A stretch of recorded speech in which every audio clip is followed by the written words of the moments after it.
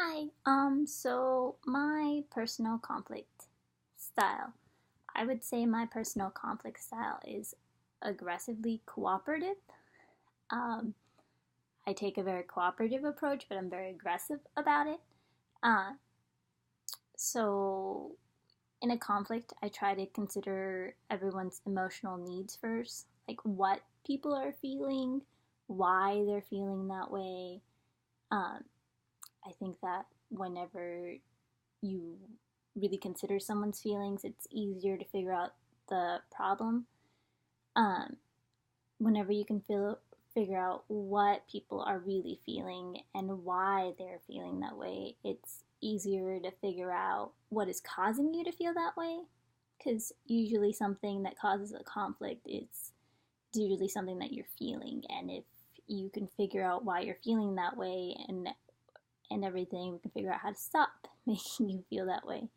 Um, and then it makes it to where we can try to make everyone okay in the situation, not just figure out what to make the current problem, like how to make the current problem okay, and then not consider someone's feelings in the whole situation, because there can always be an underlying problem um, for why the problem happened.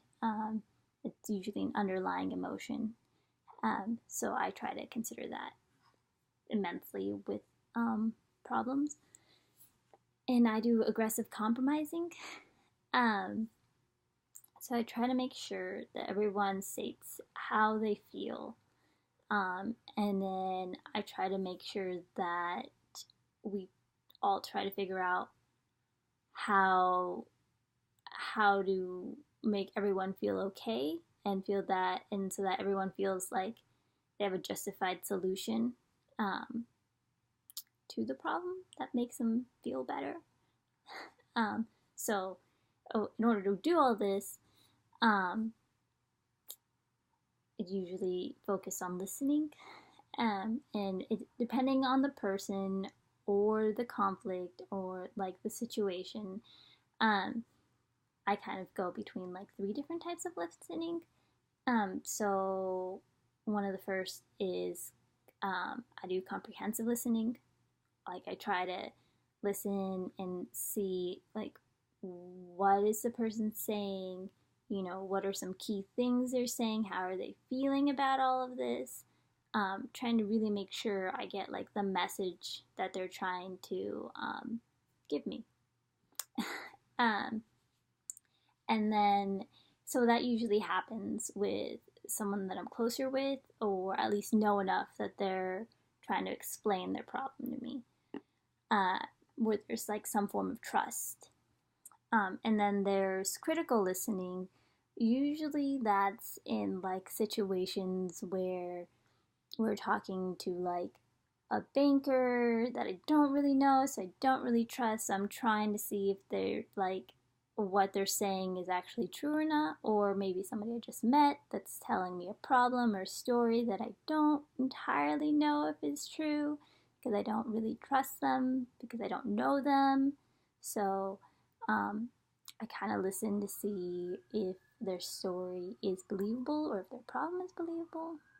Um, and then there's empathetic listening. Um, it usually only happens like very few times I think it's ever happened.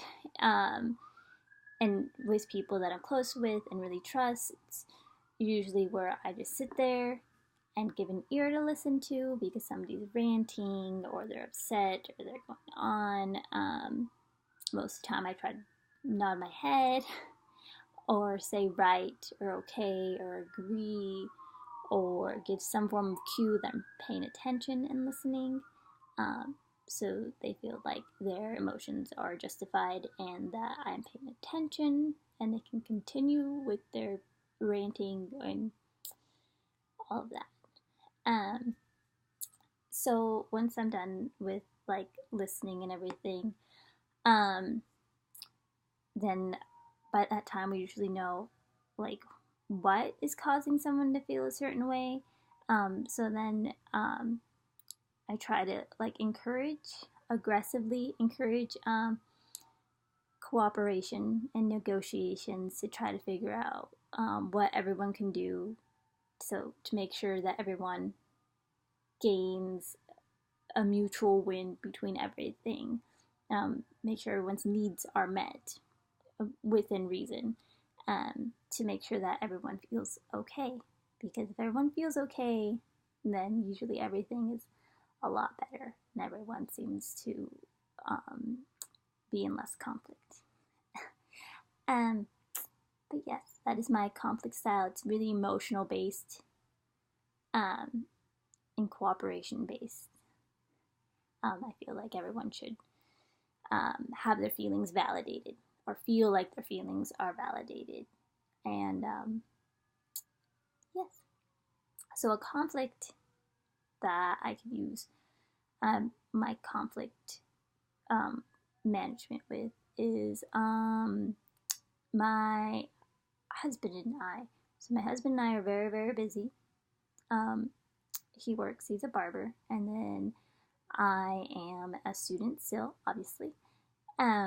So and all my classes are online, and I do everything from home. And then I have photography business, so that's mostly from home too, except when I'm going out and taking the pictures. And it's getting closer to Christmas, and the kids' birthdays are within like a month of Christmas, once before and once after, so that's also really busy. So we're like extra stressed around this time of year.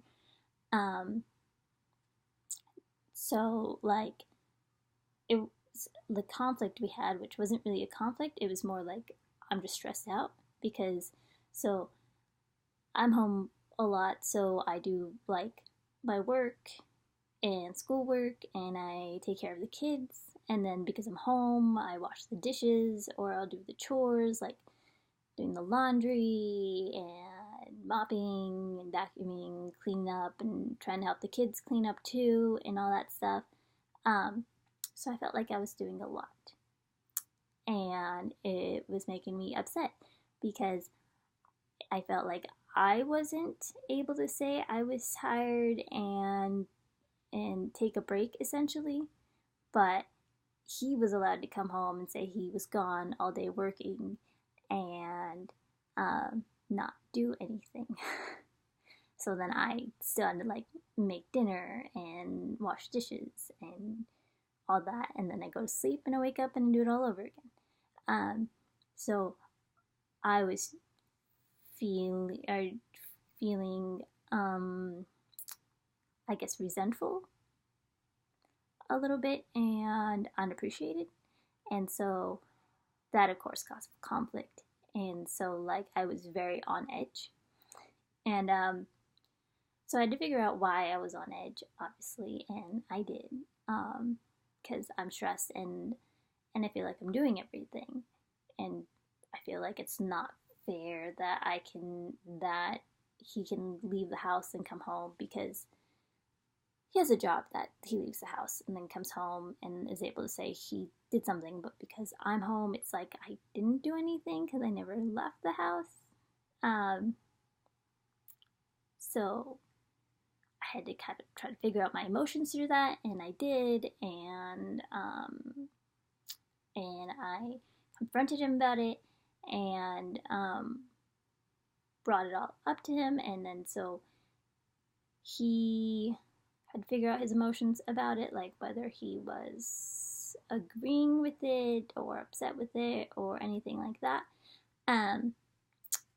So we did that, and I think he understood my feelings of how I felt about that, and said sorry and doesn't know why he did that, and said he's gonna help out more, so we'll see how that is. So we're still going through like that conflict resolution about that.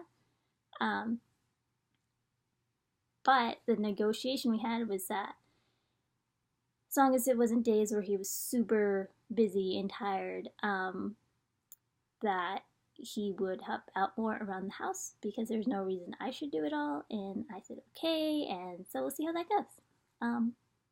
Yeah, but that's my conflict management style, and seeing how that's working out so far. We'll see how this goes.